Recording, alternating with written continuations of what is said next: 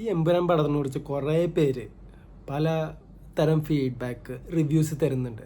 Actually അത് review തന്നെയാണോ എന്നൊരു ഡൗട്ട് ഉണ്ട്. കാരണം നമ്മളൊരു പടം എങ്ങനെയുണ്ട് എന്ന് ചോദിക്കുമ്പോൾ അതിൻ്റെ ഉത്തരമാണ് നിങ്ങൾ പ്രതീക്ഷിക്കുന്നത്. അപ്പോൾ അതിൻ്റെ ഉത്തരം ഞാൻ നീറ്റായിട്ട് പറഞ്ഞുതരാം. എമ്പുരാൻ പടം എങ്ങനെയുണ്ടെന്ന് ചോദിച്ചാൽ, അതായത് ലൂസിഫർ നിങ്ങൾ കണ്ടിട്ടുണ്ടെങ്കിൽ ലൂസിഫറിൻ്റെ പടം എങ്ങനെയായിരുന്നു അതിൽ നിന്നും ഇമ്പ്രൂവ് ആയിട്ടാണ് എമ്പുരാൻ വന്നിരിക്കുന്നത്, അതായത് ലൂസിഫർ 2 വന്നിരിക്കുന്നത്. പക്ഷെ ചില ആളുകളിൽ ചില ഫീഡ്ബാക്ക്, അതായത് ഫസ്റ്റ് ദിവസത്തെ ഫീഡ്ബാക്ക് ഞാൻ രണ്ടാമത്തെ ദിവസമാണ് കണ്ടത്. അപ്പോൾ ഫസ്റ്റ് ദിവസത്തെ ഫീഡ്ബാക്ക് കണ്ടപ്പോൾ പറഞ്ഞു പലരും എന്തോ പൊളിറ്റിക്കൽ ആളുകളെ ഒക്കെ ടാർഗറ്റ് ചെയ്തിട്ടാണ് ഈ പടങ്ങൾ. എനിക്കൊരാളിനെ കമ്പയർ ചെയ്യാനോ അതിൽ ഇതുവരെ തോന്നിയിട്ടില്ല. കാരണം പടം എങ്ങനെയാണോ ഇതുവരെ ഇൻഡസ്ട്രിയിൽ നടന്നുകൊണ്ടിരിക്കുന്നത് അതേ ഒരു രീതിയിലാണ്.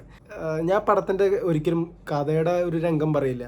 പക്ഷെ നമ്മൾ പറയില്ലേ, ഒരു ചില സിനിമകൾ നിങ്ങൾ കണ്ടിട്ടുണ്ടാവും, ഇപ്പോൾ ആളുകൾ ഈ സെക്കൻഡ് ചിരിക്കും, അല്ലെങ്കിൽ അവർ എന്താ പറയുക, അവർക്ക് മറ്റേ ഇങ്ങനെ കോരി തരിക്കും.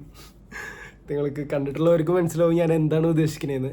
അപ്പം അങ്ങനത്തെ ഒരു ഇത് പറയുമ്പോൾ അത് ശരിക്കും കാണികളിൽ ശരിക്കുള്ള ആ ഒരു അനുഭവം, അതായത് ആ പറയുന്ന ആ ഒരു എഫക്റ്റ് തന്നെ കാണികളിൽ നിന്ന് വരുത്താൻ പറ്റുന്ന ഒരു മാജിക് കാണിക്കുന്ന ഒരു മൂവിയാണ് എമ്പുരാൻ എന്ന് പറയുന്നത്. പിന്നെ ഞാൻ പറഞ്ഞല്ലോ, പൊളിറ്റിക്കൽ സൈഡ് പറഞ്ഞത് അത് നമുക്ക് കണക്കിലെടുക്കാൻ പറ്റില്ല. കാരണം അങ്ങനെയല്ല, ആ ഒരു പൊളിറ്റിക്കൽ തീമിൽ ചെയ്തു എന്നുള്ളൂ, അല്ലാണ്ട് ഒരാളെയും ടാർഗറ്റ് ചെയ്തിട്ടുള്ള ആ പടം ചെയ്തിരിക്കുന്നത്. പിന്നെ അതുപോലെ തന്നെ കുറേ പേര് പറയുന്നുണ്ട് മോഹൻലാലിൻ്റെ ഡയലോഗ്സ് ഒന്നും കൊടുത്തിട്ടില്ല എന്ന്, വെറുതെയാണ്.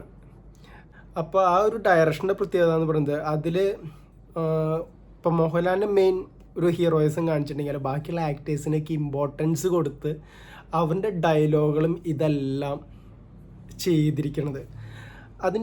അതിലൊക്കെയാണ് നമുക്ക് ആ ഒരു സിനിമയുടെ ഭംഗി കാണാൻ പറ്റുന്നത്. കാരണം എല്ലാവർക്കും ഇമ്പോർട്ടൻസ് കൊടുത്ത് ആ കഥാപാത്രങ്ങളുടെ ഇൻട്രോ എല്ലാം അടിപൊളിയാണ്. പിന്നെ കുറേ ഫീഡ്ബാക്ക് പറയാമെന്ന് പറയുന്നത് ടൈം എന്ന് പറഞ്ഞാൽ എനിക്ക് ടൈം പെട്ടെന്ന് പോയി.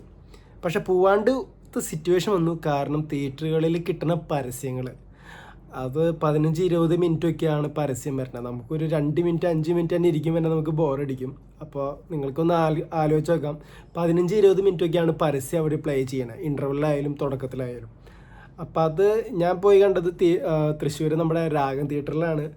അപ്പോൾ അതൊക്കെ മാറ്റി വെച്ചിട്ട് ഇപ്പം ഞാൻ ഫ്രീ ആയിട്ട് നമ്മളൊരു സിനിമ കാണാൻ പോവുകയാണെങ്കിൽ നിങ്ങൾ ശരിക്കും എൻജോയ് ചെയ്യാൻ പറ്റും നിങ്ങൾക്ക്. പിന്നെ ചിലരൊക്കെയും ഈ പടത്തിനെ കുറിച്ച് പറയുമ്പോൾ, നമ്മൾ പടം എങ്ങനെയുണ്ടെന്ന് ചോദിച്ചു കഴിഞ്ഞാൽ പടം എങ്ങനെയുണ്ട് എന്ന് തന്നെ പറയണം. പടം നന്നായിട്ടുണ്ടോ? നന്നായിട്ടുണ്ട്. എല്ലാവർക്കും നല്ല ഇമ്പോർട്ടൻസ് കൊടുത്ത ആ റോളും അതിൻ്റെ ആ മേക്കിങ്ങും ഇതൊക്കെയാണ് നമ്മളൊരു സിനിമയെ കുറിച്ച് നമ്മൾ പറയുമ്പോൾ. ആ സിനിമയെ കുറിച്ച് ചോദിക്കുമ്പോൾ ചിലവരുടെ റിവ്യൂസ്, ഞാൻ ഇന്ന് കണ്ട ഒരു റിവ്യൂ ആണ് എനിക്ക് സ്ട്രൈക്കിംഗ് ആയി തോന്നിയത്. പൃഥ്വിരാജിനെ എന്നെ മാത്രം ടാർഗറ്റ് ചെയ്തിട്ട്. കാരണം അടുത്ത വീട്ടിൽ നമ്മൾ നോക്കിയിട്ട് അവൻ കാറ് മേടിച്ചു, ആ കാറ് നല്ലതാണോ? നല്ല കാറാട്ടാ, നമ്മൾ ഇത്രയല്ല പറയേണ്ട ആവശ്യമുള്ളൂ. ആ കാറ് നല്ലതാണോ എന്നുള്ളതാണ് നമ്മുടെ മൂവി റിവ്യൂ. ആ കാറ് അവൻ കാശ് ഇത്ര 1 കോടി ഇത് കൊടുത്ത് മേടിച്ചു, അതിൽ ഞാൻ സൂയപ്പെടാണ് വേണ്ടേ? അപ്പോൾ നമുക്കുള്ള ഫീഡ്ബാക്ക് ബുദ്ധിമുട്ടെന്ന് പറയുന്നത് സബ് ടൈറ്റിലിൻ്റെ മാത്രമാണ് ഒരു ഇഷ്യൂസ് വരിക. കാരണം ലൂസിഫർ ഇഷ്ടപ്പെട്ടവർക്ക് എമ്പുരാൻ എന്തായാലും ഇഷ്ടപ്പെടും. ടൈമിങ്ങും വലിയ ഡിഫറൻസ് ഒന്നുമില്ല, ഒരു 1/2 hour അല്ലെങ്കിൽ ഒരു 20-25 മിനിറ്റ്സ് എത്ര ഡിഫറൻസ് ഉള്ളൂ. 1/2 hour ആണ് മാക്സിമം ലൂസിഫർ എമ്പുരാൻ തമ്മിലും മാക്സിമം ഡിഫറൻസ് വരാൻ ചാൻസ് ഉള്ളൂ. നിങ്ങൾക്ക് ആ ടൈമിങ് നോക്കി അറിയാം. പക്ഷേ ഇതിൽ നിന്ന് നമ്മൾ എടുത്തു പറയേണ്ട ഒരു കാര്യം എന്ന് പറയുന്നത്, ഇതിൽ സബ് ടൈറ്റിൽസ് മലയാളത്തിൽ എഴുതി കാണിക്കും. അപ്പോൾ 20% ഭാഗങ്ങൾ നമുക്ക് സബ് ടൈറ്റിൽ സ്പീഡായിട്ട് വായിക്കാൻ പറ്റില്ല എന്നുണ്ടെങ്കിൽ നമുക്ക് ഫോളോ അപ്പ് ചിലപ്പോൾ കുറച്ച് ബുദ്ധിമുട്ടുണ്ടാകും. പക്ഷേ നമ്മൾ പല ഭാഷകളിലുള്ള പടങ്ങളും സിനിമകൾ നമ്മൾ കാണുന്ന ഒരു വ്യക്തിയാണെന്നുണ്ടെങ്കിൽ തീർച്ചയായും നമുക്ക് ഈ പടം ഫോളോ ചെയ്യാൻ പറ്റുന്ന ഒരു കാര്യമുള്ളൂ, സിമ്പിളായിട്ടുള്ള കാര്യമുള്ളൂ. അപ്പോൾ പടൻ്റെ റിവ്യൂ എന്ന് പറയുന്നത് വളരെ പലരും പല രീതിയിൽ പറയും. ഡയലോഗ് കൊടുക്കണില്ല, പിന്നെ പൊളിറ്റിക്കലി ആരെയൊക്കെ ടാർഗറ്റ് ചെയ്യണോ, ഇതൊന്നുമില്ല, ഇതൊക്കെ ഫേക്കാണ്. പിന്നെ കുറേ പേര് വെറുതെ ഇങ്ങനെ പറയും അവൻ ചിലവഴിച്ചു, ഇത് ചിലവഴിച്ചു, അവർ ഫിലിം ലൊക്കേഷൻ അവിടെ ഇവിടെ പോയിട്ട് ഷൂട്ട് ചെയ്തു. ഇതൊന്നല്ല, പടം നമ്മൾ എൻജോയ് ചെയ്തോ, കാണാൻ പറ്റുമോ എന്നുള്ളൊരു കാര്യം മാത്രമേ നമുക്ക് പറയേണ്ട ആവശ്യമുള്ളൂ. അപ്പോൾ ഇങ്ങനത്തെ റിവ്യൂസൊക്കെ നിങ്ങൾ കണ്ടിട്ട് നിങ്ങൾ ഇതാവരുത്. കാരണം അവർ വ്യൂസ് കിട്ടാൻ വേണ്ടി മാത്രമുള്ളൊരു റിവ്യൂ ആണ്. ഞാൻ ജെനുവിനായിട്ട് പറയണമെന്ന് തോന്നിയിട്ടാണ് ഞാൻ ഈ വീഡിയോ ചെയ്യണത്. അല്ലെങ്കിൽ ഞാൻ ഈ വീഡിയോ ചെയ്യില്ല, എനിക്ക് റിവ്യൂ ചെയ്യണമെന്നുണ്ടായിരുന്നില്ല.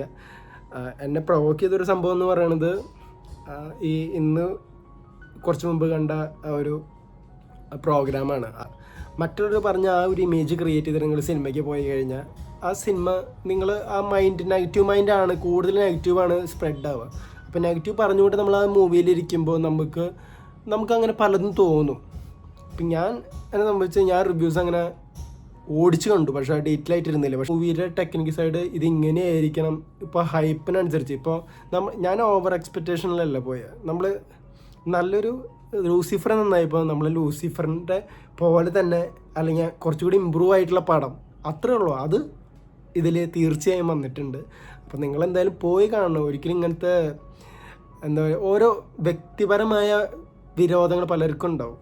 അപ്പോൾ ആ വിരോധികളുടെ റിവ്യൂസ് കാണാണ്ട് നിങ്ങൾ നേരിട്ട് സിനിമ കണ്ടിട്ട് അതിൻ്റെ ഒപ്പീനിയൻ നിങ്ങളും പറയാൻ പറ്റുന്നുണ്ടെങ്കിൽ.